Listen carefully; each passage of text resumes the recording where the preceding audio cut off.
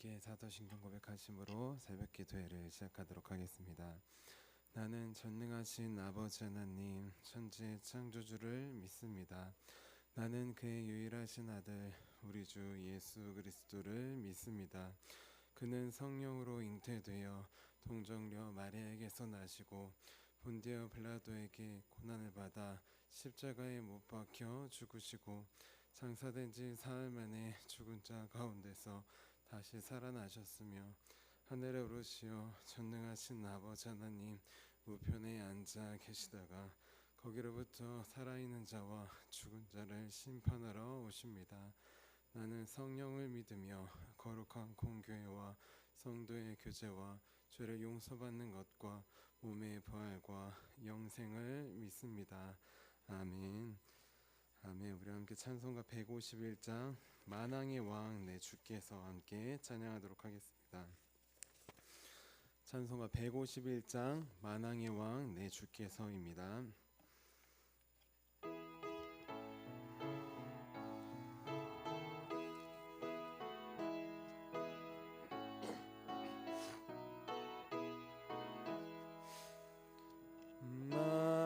만왕의 왕 내 주께서 왜 고초당했나 이 벌레 같은 날 위에 그 보혈을 흘렸네. 십자가 내가 처음 볼 때 나의 맘에 큰 고통 사라져 오늘 믿고서 내 눈 밝았네. 참 내 기쁨 영원하도다. 주 십자가 못 박힘은 속죄함 아닌가. 그 긍휼함과 그 은혜 말할 수 없도다.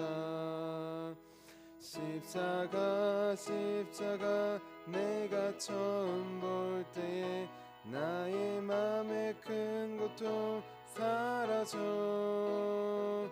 오늘 믿고서 내 눈 밝았네.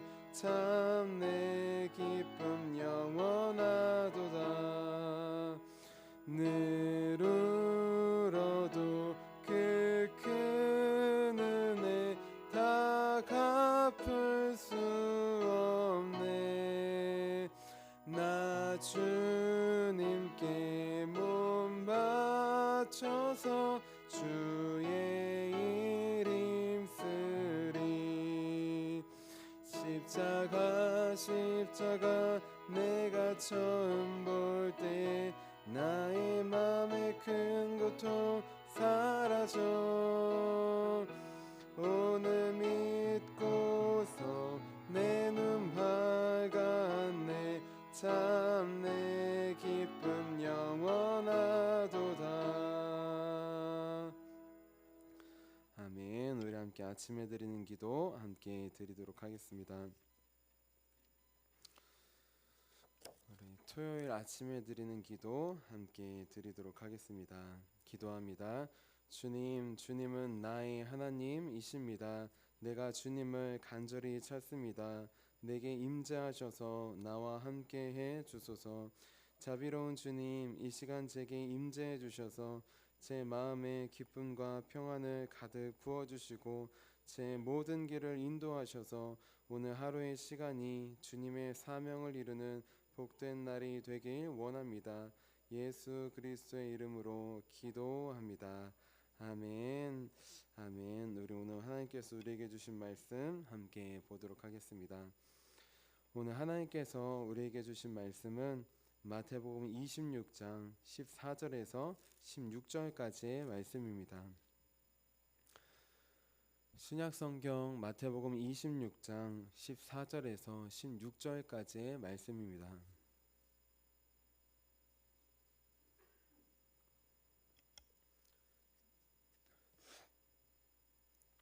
우리 다 함께 한 마음 한 목소리로 같이 봉독하도록 하겠습니다. 그때 12 중에 하나인 가룟 유다라 하는 자가 대제사장들에게 가서 말하되 내가 예수를 너희에게 넘겨주리니 얼마나 주려느냐 하니 그들이 은 30을 달아 주거늘 그가 그때부터 예수를 넘겨줄 기회를 찾더라. 아멘. 주님의 말씀입니다. 제가 기도하도록 하겠습니다.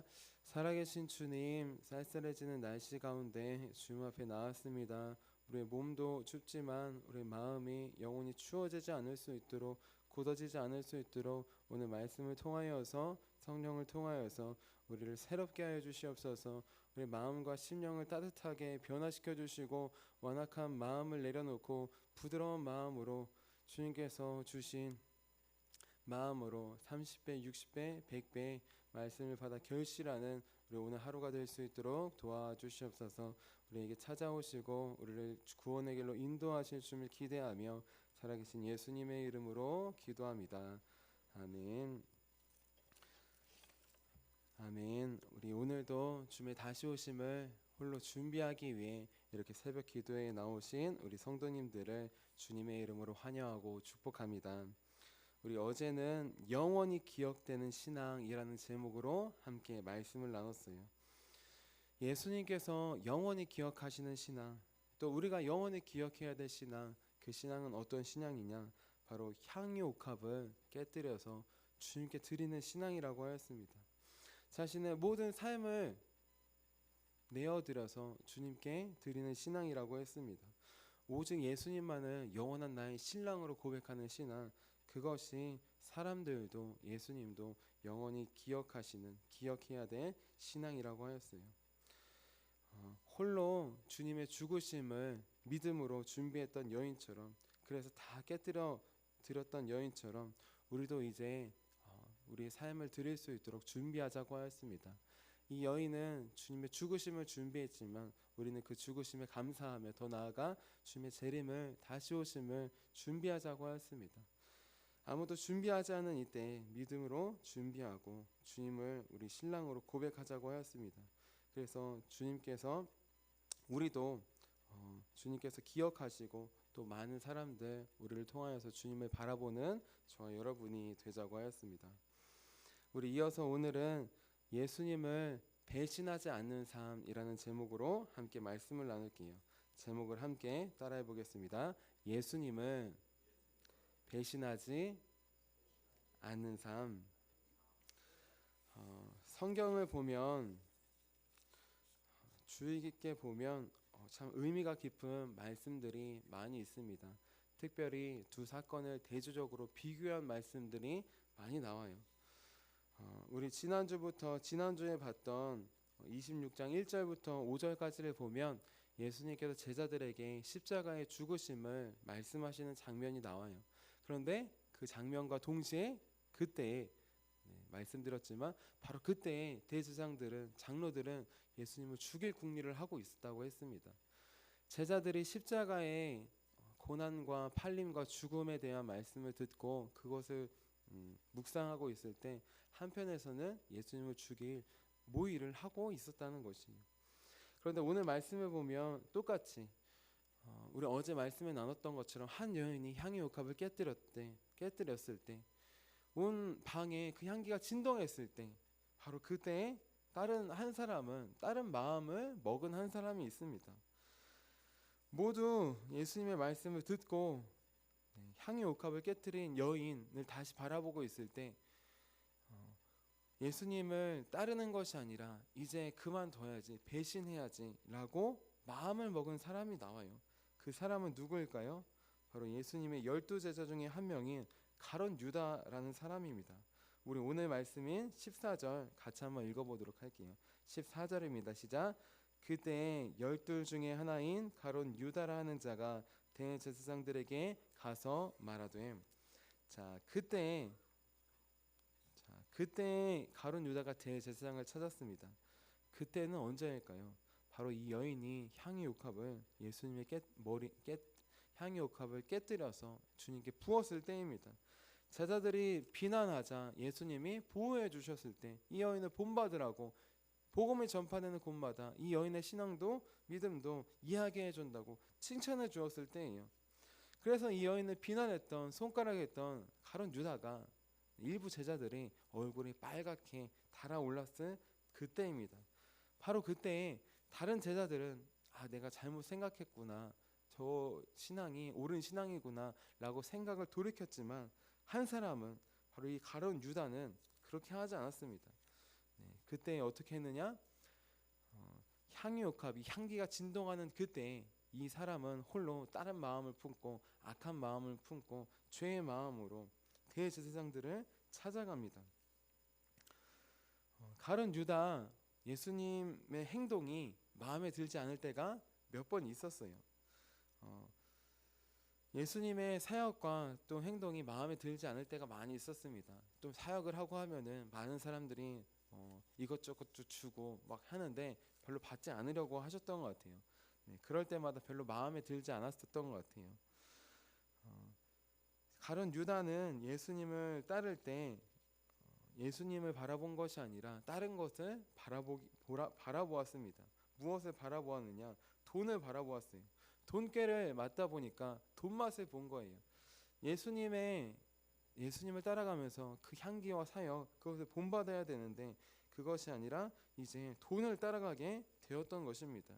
그리고 요한복음에 보면 돈꾀를 훔쳐간다고 해요. 아무도 모르게 돈을 뒤로 빼돌리고 있었던 것이에요.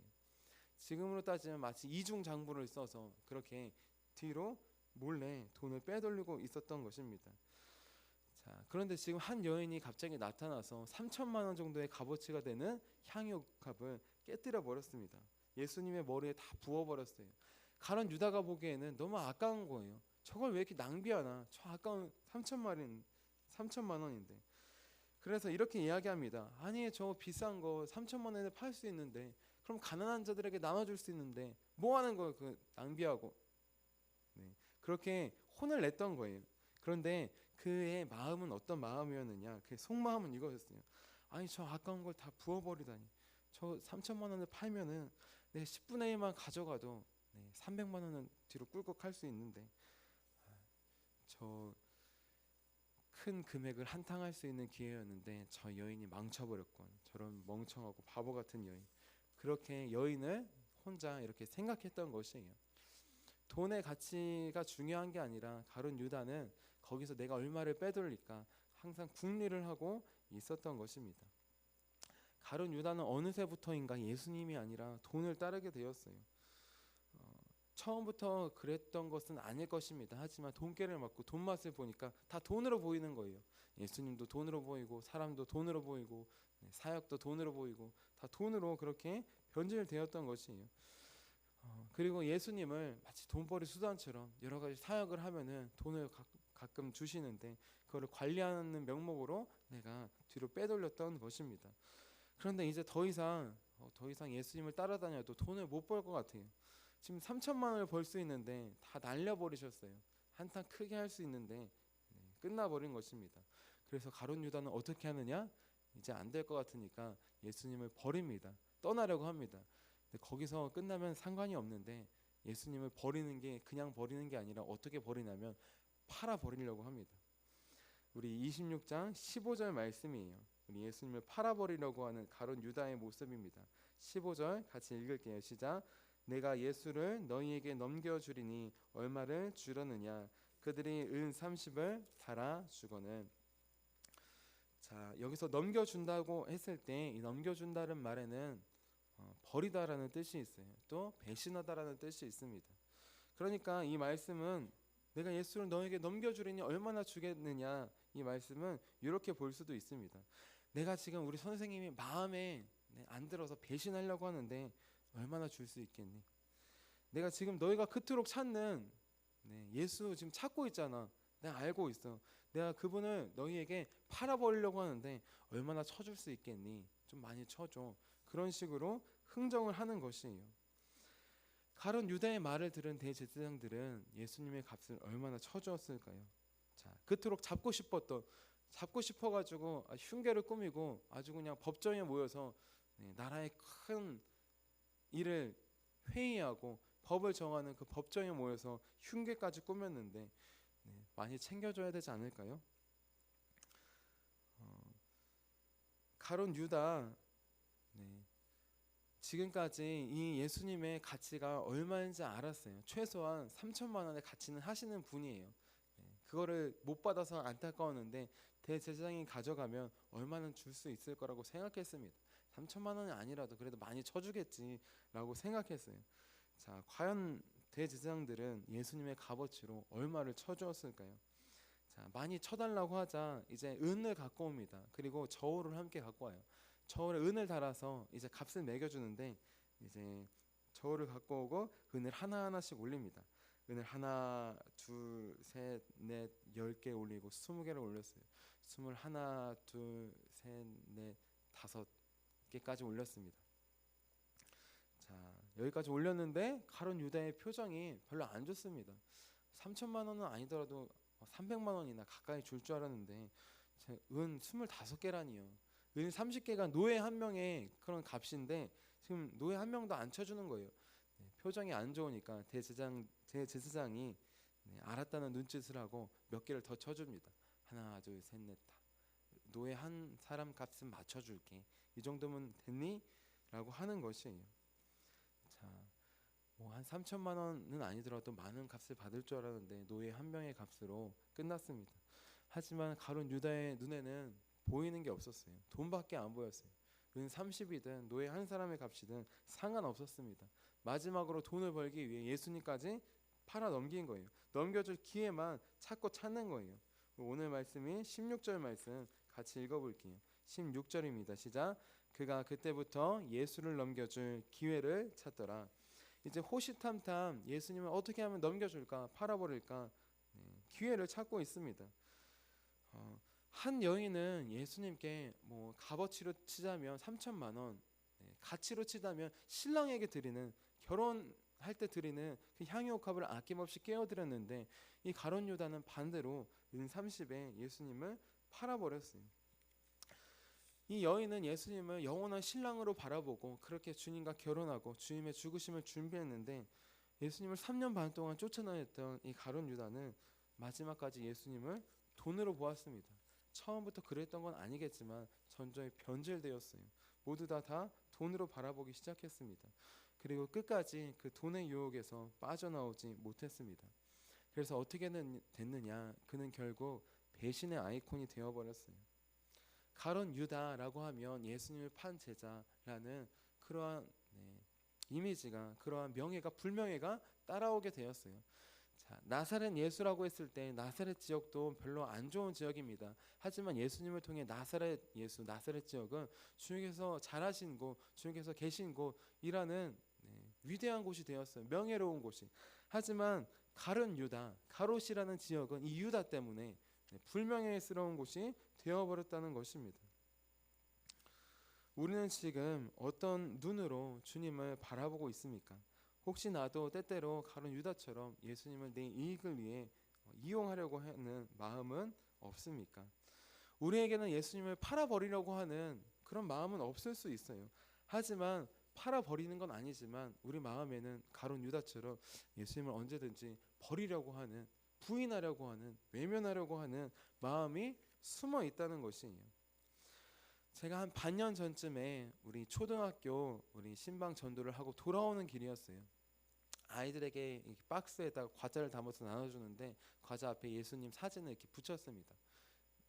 예수님 사진을 캐리커처 같은 걸 붙이고 이렇게 보여주면서 전하는 거예요. 그냥 과자도 주지만 예수님이 사랑하신다 이렇게 보여주면서 전하는 것이에요. 근데 다 전해주고 이제 교회로 돌아올 때였어요. 돌아오기 위해서 화도초등학교 신호등 앞에서 서 있었습니다. 그런데 차가 많이 지나다니잖아요. 그런데 저도 모르게 왠지 뭔가 이렇게 부끄럽고 수줍어서 예수님 그림을 뒤로 슬며시 가렸어요.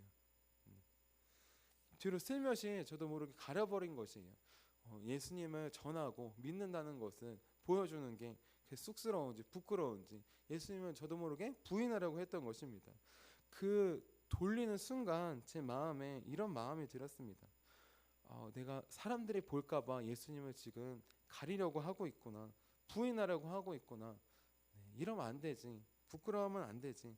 예수님은 나를 부끄러워하지 않은 분이신데, 나를 부인하지 않으셨는데, 나를 모른 체 하지 않으셨는데, 이러면 안 되지. 이런 마음이 속으로 스쳐 지나가는 것이에요. 그래서 그걸 이렇게 돌린 동시에 좀 있다가 바로 다시 돌렸습니다. 다시 돌려서 예수님 그림을 다시 앞으로 놓았어요. 그래서 사람들이 뭐 보든 안 보든 이렇게 보여주면서 간 건 아니지만 그냥 신호등을 건너서 갈 길을 갔습니다.